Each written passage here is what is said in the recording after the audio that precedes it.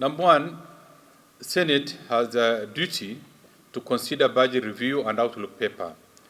This is a general statement that, the Senate will be asked to look at, and there are critical areas that they look at in terms of performance of the county government, and to some extent also the national government. This deals with the total fiscal transfers.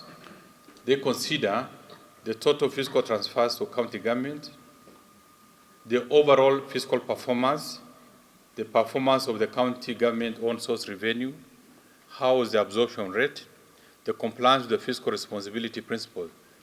There have been challenges in the delays in disbursement due to litigation of revenue and county allocation revenue bills.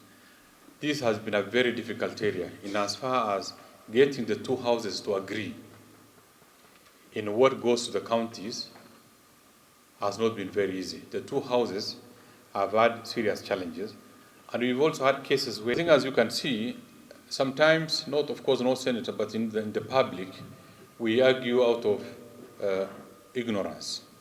Like now, immediately after election, some leaders were saying that, okay, they did not find the coffers were empty, the treasury did not have money, there was only 93 million shillings that was found there.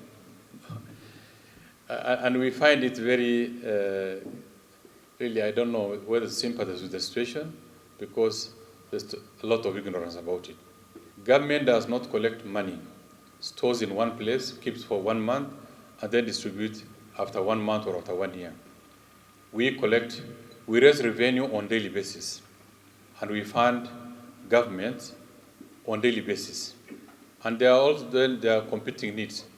Salaries at this level, how much do we give to counties, how much do we give to the to parliament, how much goes to the judiciary, how much do we use to settle debt, a number of things, the competing needs. So the performance of revenue sometimes can be a challenge. You make a projection to raise a certain amount of money this week, but you end up raising less. So how do you now determine what goes to the counties and what goes elsewhere? So the low performance of revenue raised nationally impacts on our disbursement, not only to the counties, but also to the rest of government. And we've also realized that over time, the counties have over-relied on the equitable share and completely ignored own source revenue. If you look at the county councils and the municipal councils of those times, they collect more revenue than the current one. And yet those are not tailor-made. They are small organizations, ill-equipped, less experienced, without necessary capacity to manage that. But now the county government, fully functional, with all the professionals, with all the infrastructure, cannot raise revenue of their own. Either they are collected but not remitted, either they are collected or used at the source, and this impacts negatively. Sometimes county governments present huge budgets. This is the equitable share, this is the amount of money they are going to raise on their own, and yet they do not do it. If they do not do it, and they have such a big budget, you end up spending money that you do not have, and the process accumulates lots of pending bills, which now impacts on the general state of the economy at the county level. Because from where I sit, the Senate has no established authority in as far as managing the matters of the county government. Why I say this, one of the critical roles of Senate and the National Treasury is to ensure that there is prudence in management of public resources. Is this being done? I highly doubt. You remember that in law, the Cabinet Secretary of the National Treasury has powers to stop transfer of equitable share to a county when he finds that there are challenges that is either deal with either accountability or generally prudence in financial management. But after that, he's supposed to come and seek the authority of the Senate for it either to be extended or for it to be fully enforced.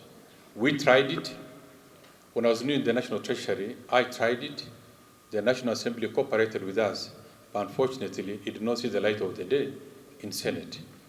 So it gave now powers and authority, illegal powers and authority to the governor to spend in whatever way they want. And to some extent, therefore, it was not easy to enforce even payment of pending bills. We also have seen a challenge where there are certain counties, either because of their own inefficiency, the equitable transfer in every month, they keep on accumulating. The extent of even 3, 4, 5 months, they are holding huge balances, 2, 3, 4, 5 billion not spending, and yet they're expecting money to be transferred to them on monthly basis. So that's not good use of money.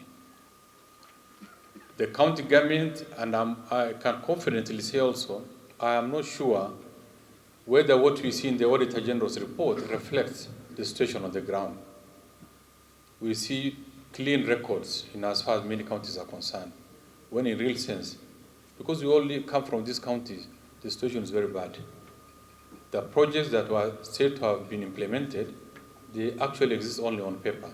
They are not there on the ground. And enforcement has been very difficult. And through this then, corruption has thrived in the county government to the extent that I am not even sure whether the dream of the constitution-making organs are fully realized. I agree with the CS that we don't have 93 million shillings in the account, but I don't agree with him that the country is not broke. When you are borrowing or living beyond your means, in English language, it means you are insolvent. But as a nation, they collect money, and if they don't have it, they borrow. So the only thing that counties can do is to impose charges for the services that they deliver. And let me tell you, the Constitution is very clear.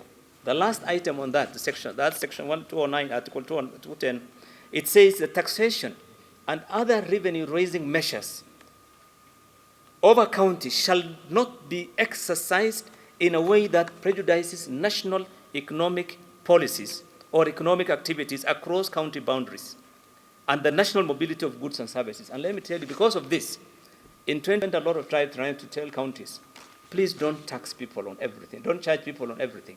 For example, if you are manufacturing goods in Nairobi, and your truck is distributing something in Meru, just go and deliver that good in Meru. The moment it lands in Meru, I have to have a license. If I don't have a license, that driver is going to be in. If the driver stops on the way in Nyeri for a cup of tea, and the truck is branded, and they have not paid for that branding, that driver is going to be in. So the cost of doing business has become so expensive, because I have a depot, I'll tell you, my business, in Bungoma, for example. For my truck in Bungoma to deliver to Busia, to Kitale, to Eldo, all of them, I have to get a license for distribution in all those 5 counties around there. I have to get a license for branding of that truck in all the 5. I mean, it's crazy. So because of this, we made it difficult for counties to actually, get those in their finance bills, have these taxes, unless it's approved by Treasury. The issue of wage bill. It is true that some counties have employed in excess, but it is also true that there are counties that inherited a lot of staff from the functions that were devolved. And these counties, we can map them out as those former major municipalities in this country and those major towns in this country. And there is a very notorious company in this country called Kenya Power and Lighting Company. And I don't know what interest Cabinet Secretary has. It is the only pending bills Treasury follows with a lot of keenness, and so many letters threatening governors of stoppage of transfer of funds, while we have so many small businesses who we should be keen in terms of developing. And I say notorious because I think counties had become cash cows for KPLC, and they are free to take me to court if they so wish. I have evidence. In my county, they could give me a bill of 33 million. When I ask my people to check all the bills of all facilities and all street lights, and we sit with their staff at the county, we arrive at a figure of 14 million. 1 minute. When we pay 14 million, they still insist on the balance. So I think also part of this pending bill sometimes, because of verification, they take time. Now,